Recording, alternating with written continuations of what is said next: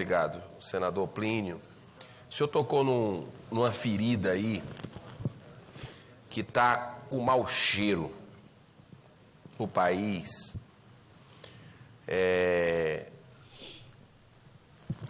Que são alguns procedimentos do Supremo Tribunal Federal. É algo assim que a cada dia que passa, como o senhor muito bem colocou, a indignação do povo brasileiro aumenta e com razão. Então não adianta ficar preocupado que eles consideram vergonha nacional, que o povo brasileiro está considerando vergonha nacional, se dão motivo para esse tipo de interpretação. Eu estou estarrecido agora com essa última decisão, inclusive, que afastou 2 auditores fiscais. Ontem, inclusive, teve uma manifestação em frente ao Supremo, do Sindifisco, várias entidades contra a corrupção, que estão se reunindo, que estão gritando, que estão fazendo um papel importante, porque é algo impressionante você poupar 133 autoridades de um trabalho porque estavam fazendo o seu trabalho corretamente, né? Identificando equívocos em contas, em imposto de renda, em transações. Olha, se for qualquer pessoa aqui, qualquer funcionário dessa casa, qualquer pessoa que esteja passando pela rua aqui perto, aqui em Brasília, lá no meu estado do Ceará, lá no seu estado do Amazonas, não tem o CPF lá, a pessoa tem que, se está fazendo alguma coisa errada, a Receita tem que fazer o papel dela. Se for parlamentar, não tem que ter exclusividade, não tem que ter tratamento diferenciado, não. Senador, deputado, ministro, onde é que está isso na lei? Que não pode. Onde é que está isso na lei? Então, por ser denominado, a operação denominada agentes públicos. E isso incomodou ao ponto que foi blindado 133 processos. Foi parado com relação, foi sustado a determinação. Eu fico preocupado com o Tribunal de Contas da União também corroborar com esse tipo de coisa. Tribunal de Contas da União corroborando com esse tipo de decisão monocrática de um ministro do Supremo Tribunal Federal. Então, assim, eu acredito que essa decisão, ela enfraquece esse combate à corrupção que o povo brasileiro quer.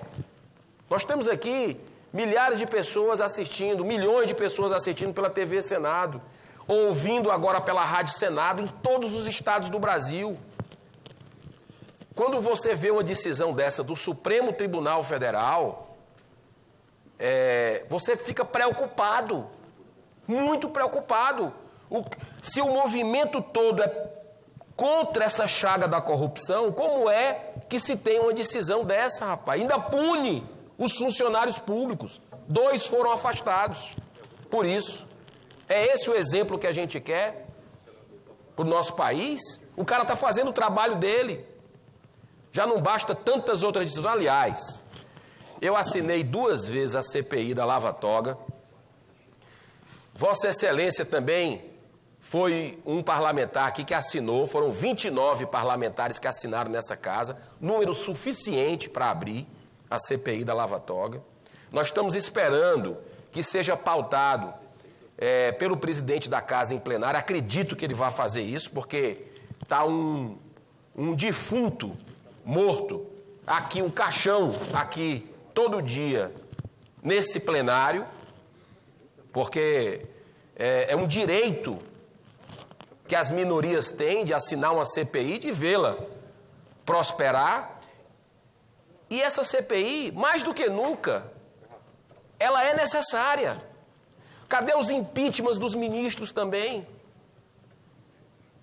Não é? Então chegou a hora de se deliberar esse tipo de coisa e a gente confia que isso vai acontecer nos próximos dias aqui nessa casa. Porque, olha, nós temos uma crise, como foi bem colocado aqui, que é a crise econômica, uma crise terrível que o país está vivendo.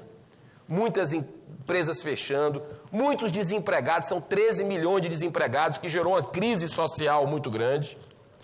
Nós temos uma crise política, sim, mas a maior crise que nós temos, sem dúvida nenhuma, é a crise moral. E olha, essa é a mãe de todas as crises, a crise moral. Não se enganem. Não acha que é porque vai resolver problema de previdência que tem que ser visto, tem que ser, é necessária a reforma da Previdência. Claro que precisa de ajustes, nós estamos discutindo isso aqui, mas que precisa e tem que acontecer o mais rápido possível, não tirando a prerrogativa da casa de fazer debate, de se ouvir, de se refletir, sem assodamento, mas que precisa fazer, no meu entendimento, precisa fazer a reforma da Previdência, sim, sou favorável, que a conta não fecha. Mas não adianta, é como se a gente estiver passando ali um medicamento num tumor e tem que extrair, se não encararmos com seriedade o combate à corrupção, seja no legislativo, que já tivemos impeachments, já tivemos senadores cassados, já tivemos deputados cassados, já tivemos presidentes impeachmentados. Mas se a gente não for também no outro poder, que é o Supremo Tribunal Federal, não adianta, porque eles não estão acima disso. E as coisas vão parar lá. Essa casa, no meu modo de entender, respeito quem pensa diferente, mas situações como essa, decisões como essa, interferindo no trabalho da Receita Federal, que está buscando entender certas transações suspeitas, inclusive de parentes de ministros. Se essa casa não faz a prerrogativa dela, que só ela pode fazer, a Câmara dos Deputados não pode fazer, o presidente da República não pode fazer, mas o Senado pode, sim, investigar esses fatos determinados de uma CPI, abrir uma CPI, fazer impeachment de ministro. Essa casa pode analisar e tomar decisão em cima disso. Só essa casa pode fazer isso. E eu acredito que nós estamos nos omitindo. Nós estamos nos omitindo.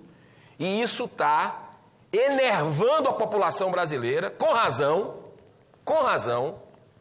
e a preocupação é muito grande se a gente não fizer o nosso papel aqui. Eu não vim para cá, senador Plínio, não vim para essa casa, não tinha necessidade de estar aqui, o senhor também tem essa mesma história, conheço sua história. Nós viemos para esse desafio para fazer mudanças importantes para o futuro do país, das gerações que vêm por aí.